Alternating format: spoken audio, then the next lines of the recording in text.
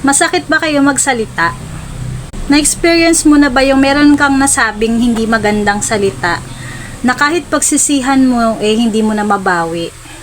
Ano yung natutunan mo dun sa experience na yun? Good morning po sa inyo. So, eto, I wanna share again yung aking devotion, daily devotion ko sa araw na to enlighten your day and to share the Lord's message to all of you. So, ayan, Book of James pa rin, chapter 3 naman. So, verses 5 to 9.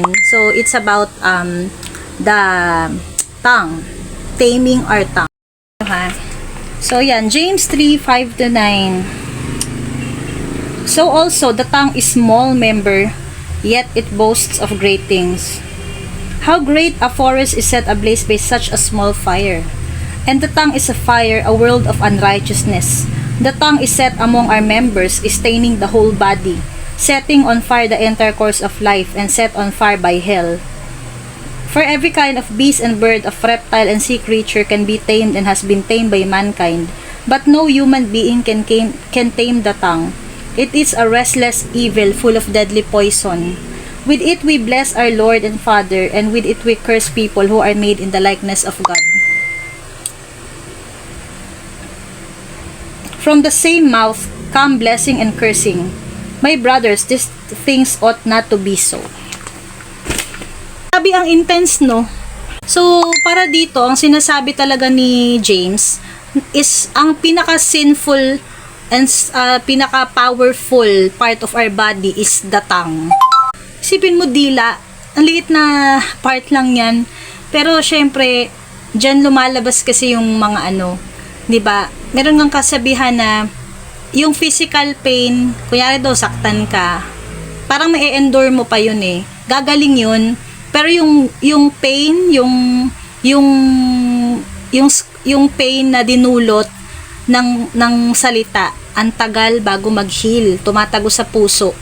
So, depende rin sa words na bibitawan. Sinabi dito, napaka-evil ng tongue It's just a small part, pero it causes a fire. Para bang, pwede lang, di ba ang apoy nagsisimula lang yan sa maliit na, na spark. So, pag ginatungan mo ng ginatungan, lalaki. So, it can cause destruction. Ganon din ang tongue. Mentras nga marami tayong nasasabi, sin is present mas may tendency kang makasakit. Kaya nga iba, pag may nag-aaway, tama na, salta ka pa ng salita, di ba, sa mag-asawa, kaya nagkakasakitan. Ang dami pang sinasabi. Kung tumahimik na lang sana, di na-minimize pa or na-avoid pa yung magsakitan pa lalo. Kasi mentras marami kang mga words na binibitiwan, mas may tendency kang makasakit and hindi mo na mabawi. Yun ang masakit dun. You cannot, take it back. Irreversible na kapag nabitawan mo na. Meron din sa Proverbs 18:20, death and life is in the power of the tongue. So, sa tongue, may sinabi din dito sa verse 10 na, doon nagmumula yung blessing and cursing. So, if we are using our mouth, our tongue, to worship and praise the Lord, hindi pwedeng doon din manggagaling yung mga masasakit na words or cursing our fellow or kapwa natin. So, ayun nga. Ang tinuturo dito, how do we guard our tongue? So, application, para mag-guard natin yung tongue. Guard our tongue, guard our heart, diba? So, we should think before we speak. Alam ko, marami sa atin, parang kasing on the spot kung ano yung gusto mong sabihin kusa na lang lumalabas. Pero, we should master self-control sa mga words din natin. Maging careful tayo. Kahit nga sa mga pastors sa mga nagpipreach, pagpipray mo na nila mabuti that those words that they will deliver or i-speak nila is talagang leading ng Holy Spirit, kasi baka mamaya meron silang masabi na ma-offend yung mga taong nakikinig or hindi nakaka-glorify kay God. So let's always think na pag sinabi ko ba to, una sa lahat, mag-glorify ba si God? Pangalawa, can this break or make the person I'm talking with or I'm talking to? Kapag sinabi ko ba to sa tao na to, will it give life or will it give kung makakasakit ba ako o makaka-offend ako? Ikalawa, kailangan natin na i-practice yung i-guard natin yung heart natin, 'di ba? Sabi nga kahapon dun sa women's ministry na inatinan ko, yung sa WOW, Women to Women, guard your heart for everything flows from it. So, bakit ba natin nasasabi yung mga words na lumalabas sa atin? If our heart is not right, yan, kung contaminated siya. Sinabi din ni Jesus, diba? Hindi naman daw kung ano yung pumapasok yung marumi, kung ano yung lumalabas. Sabihin ko ano yung nasa puso. Kung punong-puno ka ng bitterness, rage, unforgiveness, mga sama ng loob, discontentment, ganyan-ganyan, envy, jealousy, comparison, ganyan-ganyan, yun lalabas sa bibig mo kung punong-puno ka ng disappointment, ng hurt, ng pain. Pero kung ikaw ay babad ka, yung heart mo, you are full of gratitude kay Lord, you are happy, you are contented, you are joyful, lalabas din sa'yo words of life and encouragement. So, yung heart talaga natin na i-guard natin, 'di ba? Kasi, halimbawa mo, hindi mo naman mean makasakit, pero natapat, example, na bad trip ka sa ganito, madaling mag-init yung ulo mo, you had a bad day, pagod ka sa trabaho, tapos meron kang natapat pa traffic, or nainis ka nung ng jeep, driver ng jeep, kasi ang tagal ibigay yung sukle, or meron kang nakasama na nabunggo mo lang, nagalit sa'yo. So, lahat ng tao kasi, we are all going through, di ba? May mga tough times, we were going through struggles in life. So, yun, yung nasa heart mo, pagod na ako, stress na ako. So, minsan, hindi mo naman sinasadyang yung pabalang yung sagot mo. Ano ba? Ano ganun?